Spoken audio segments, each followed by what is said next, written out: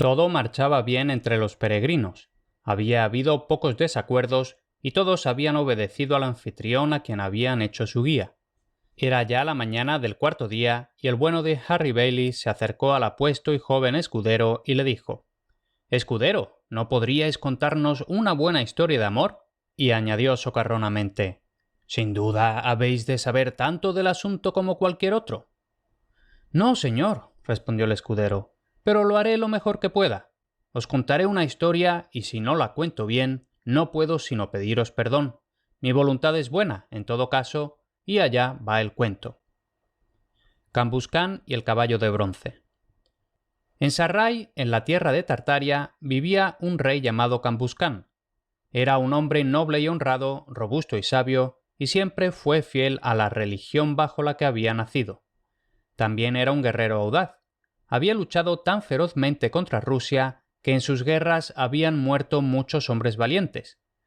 A pesar de todos los combates que le habían tocado en suerte, estaba tan deseoso de alcanzar la gloria en las armas como cualquier otro caballero de su casa. Era apuesto y fuerte y vivía en tal realeza que difícilmente podría encontrarse en otra parte del mundo. Este noble rey fue bendecido con 2 hijos, Algarsife y Camballo. Tuvo también una hija llamada Canacea. Pero es inútil intentar contar lo hermosa que era, pues no hay ni palabras ni talento para hacerlo. Quizá podría relatarlo un gran retórico. Cuando llegó el año 21 del reinado de Cambuscán, este envió una proclama por Sarray, como solía hacer, para que se celebrara el 13 de marzo, que era su cumpleaños. Cuando llegó el día, el tiempo era luminoso y agradable, el sol era alegre y claro, y los pajarillos cantaban sus más felices cantos. Parecían regocijarse de no estar ya atravesados por la fría y afilada espada del invierno. Iba a celebrarse un banquete en el palacio, y llegada la hora, Cambuscán se vistió con su corona y sus más ricas vestiduras y se sentó en el estrado. Luego llegó el banquete, y la verdad es que nunca en todo el mundo hubo otro banquete tan suntuoso.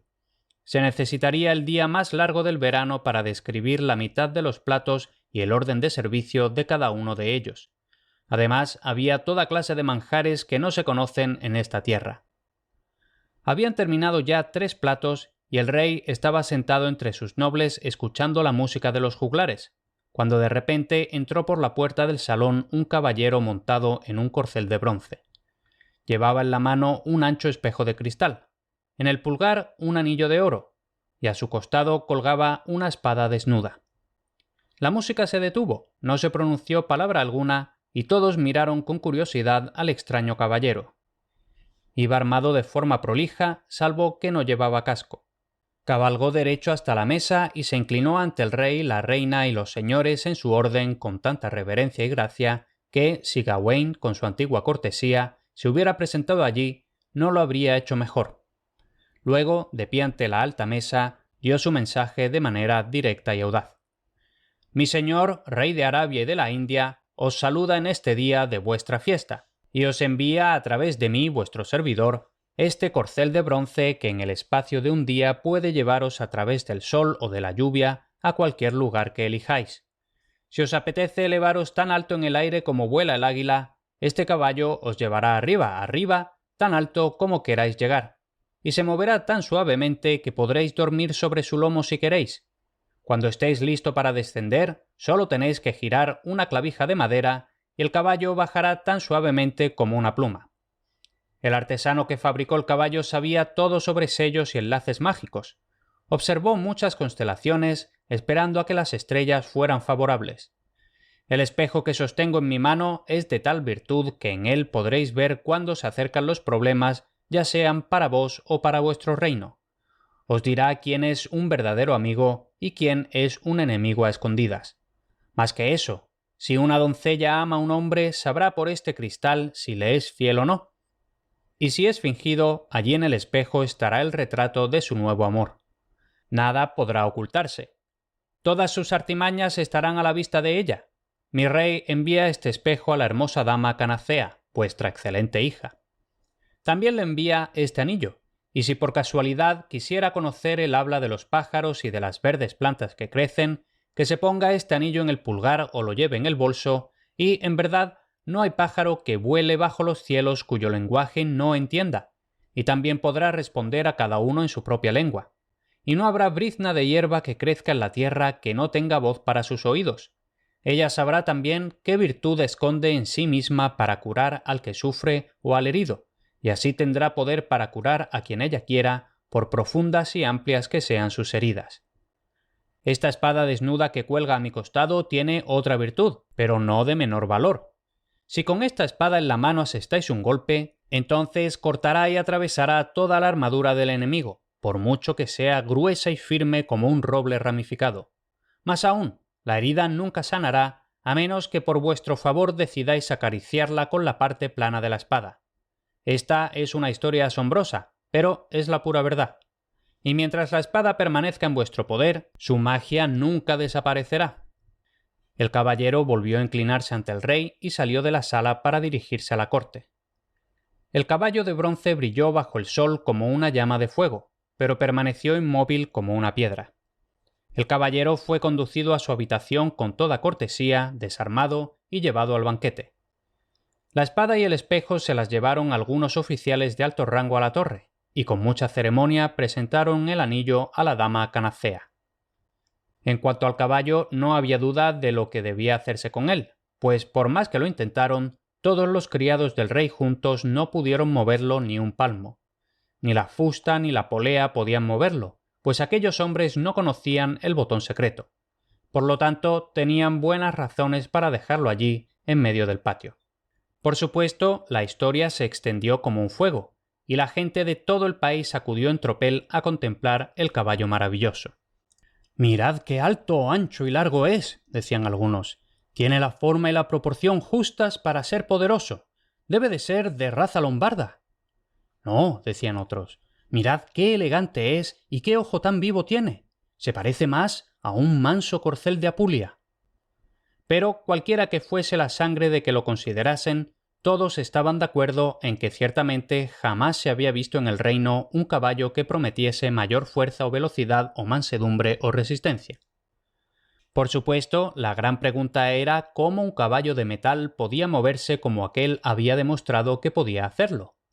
La gente pensaba que sería obra de las hadas. Meneaban sus sabias cabezas y fantaseaban acerca de todo tipo de explicaciones. Murmuraban como un enjambre de abejas. Contaban una y otra vez fábulas y cuentos de antaño. Uno dijo que debía de ser el caballo alado Pegaso.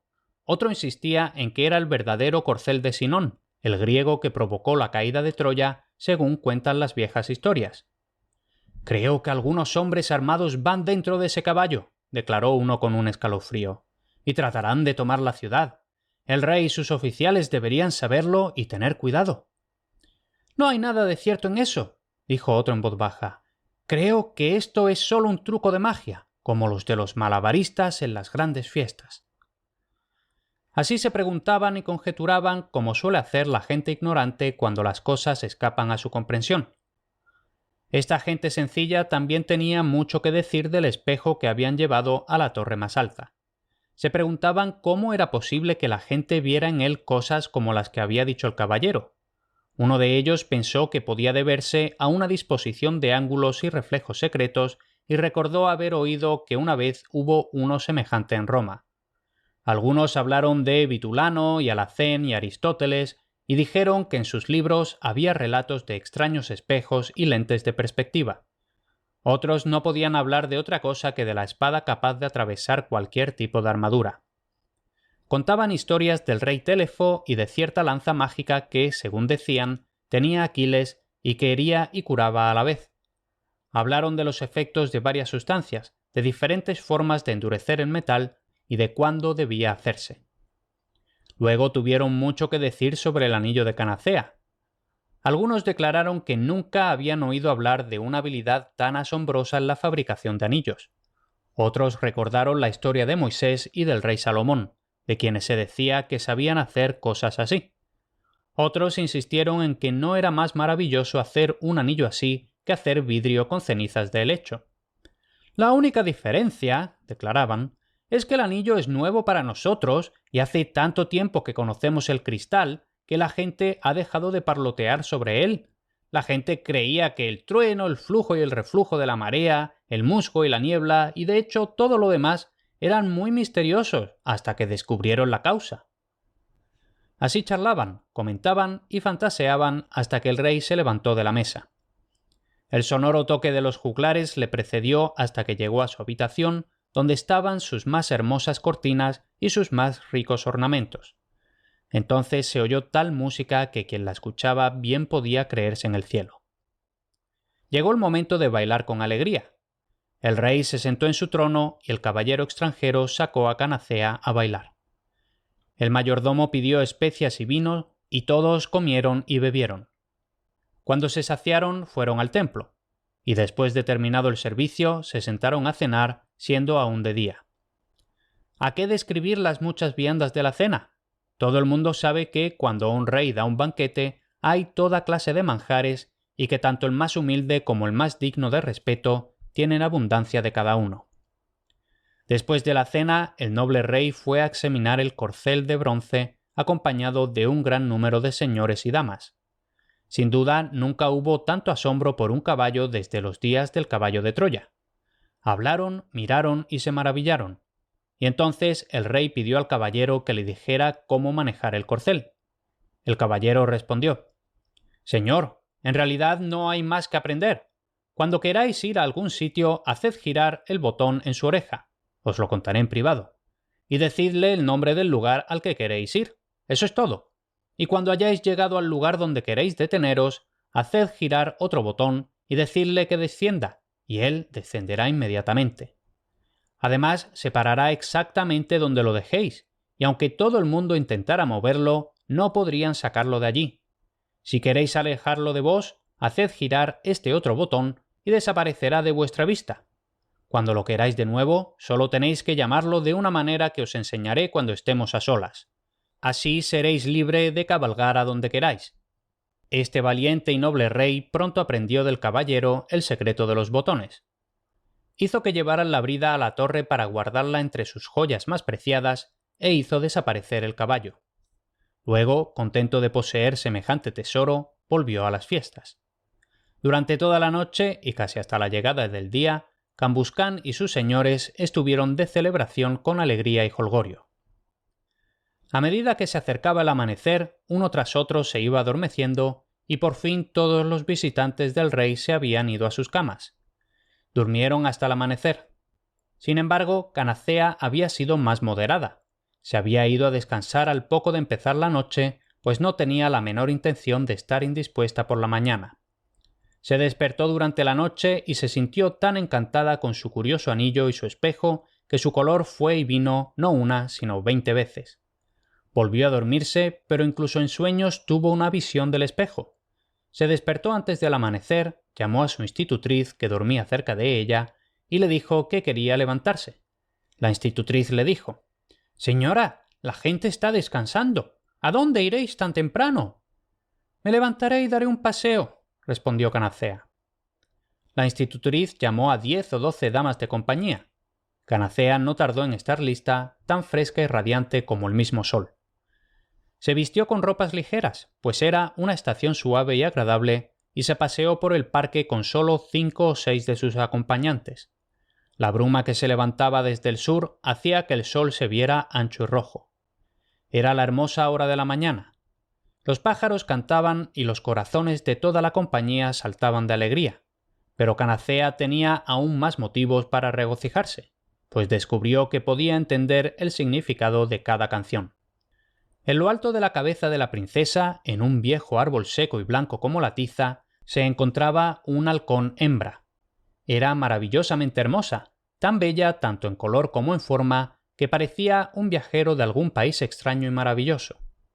Parecía estar muy angustiada, pues lloraba tan lastimeramente que todo el bosque resonaba y se había golpeado las alas con tanta fuerza que la sangre roja corría por el árbol.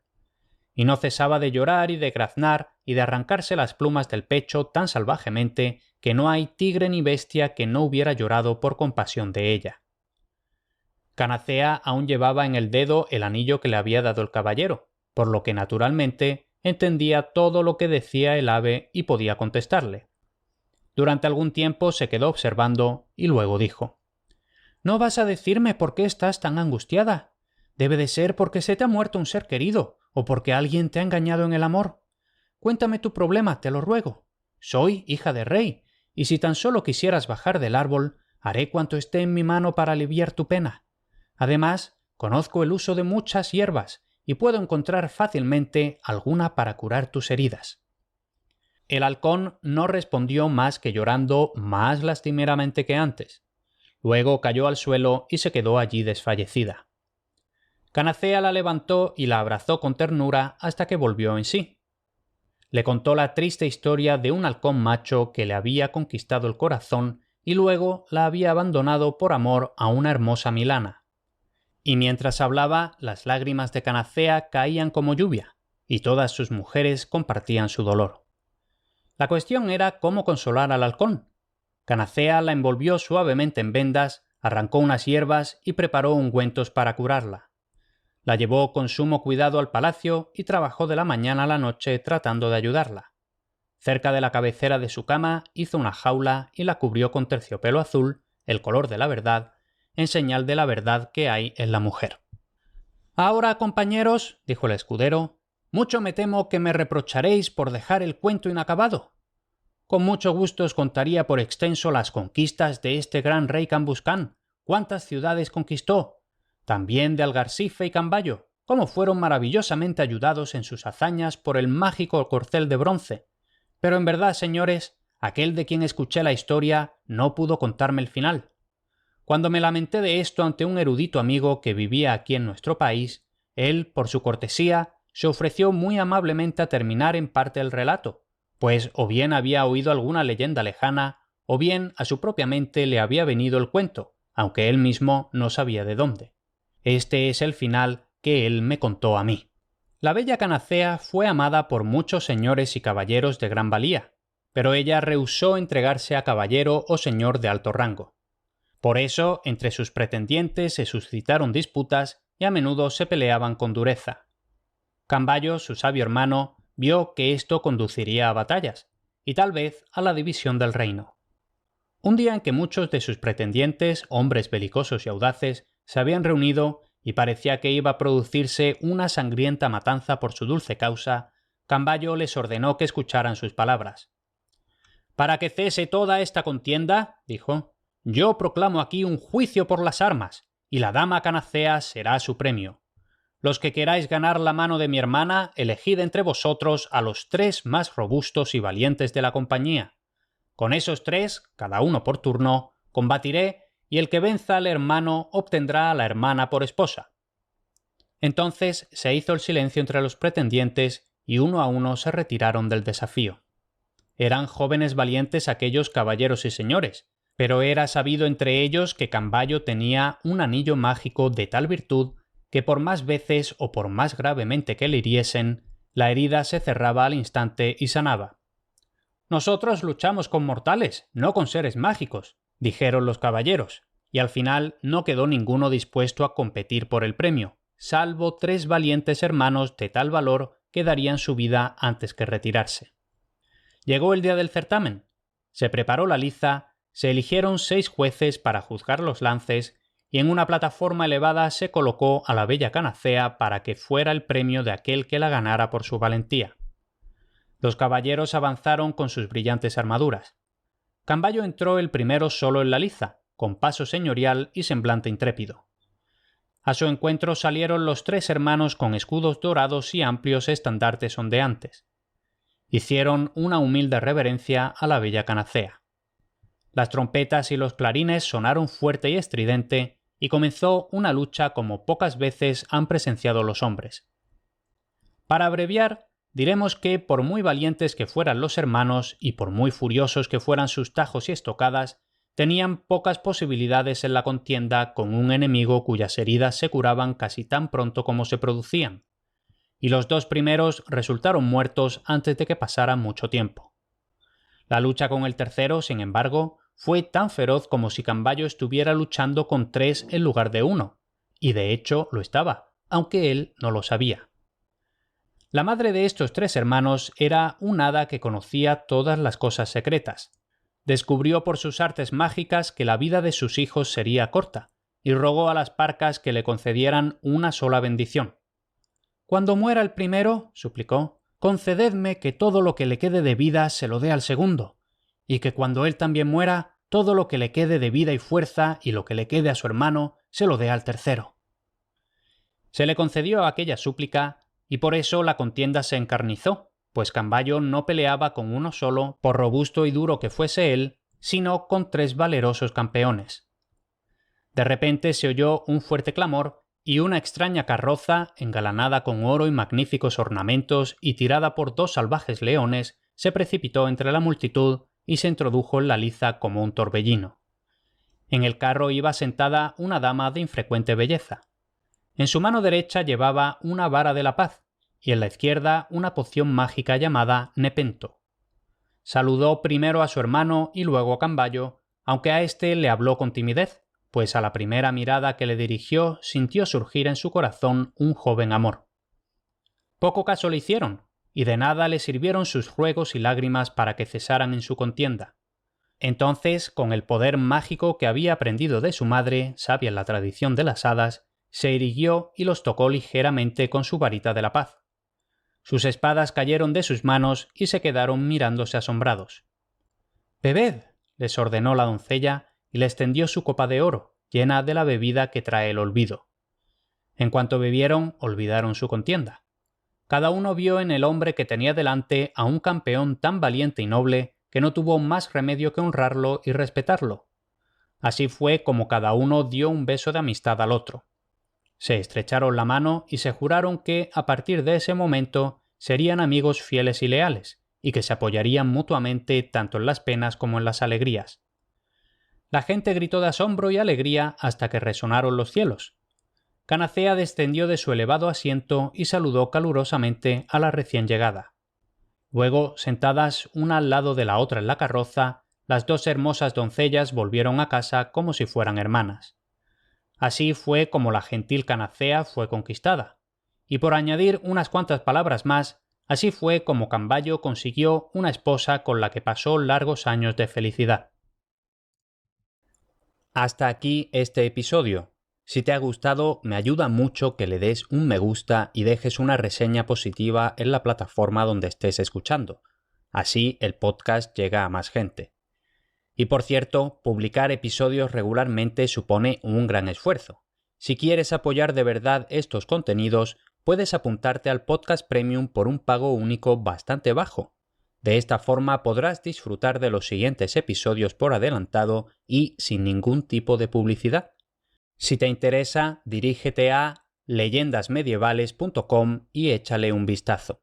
Ahí también puedes comprar los libros en los que se basa el podcast, ya sea en papel o en digital, que eso también ayuda mucho.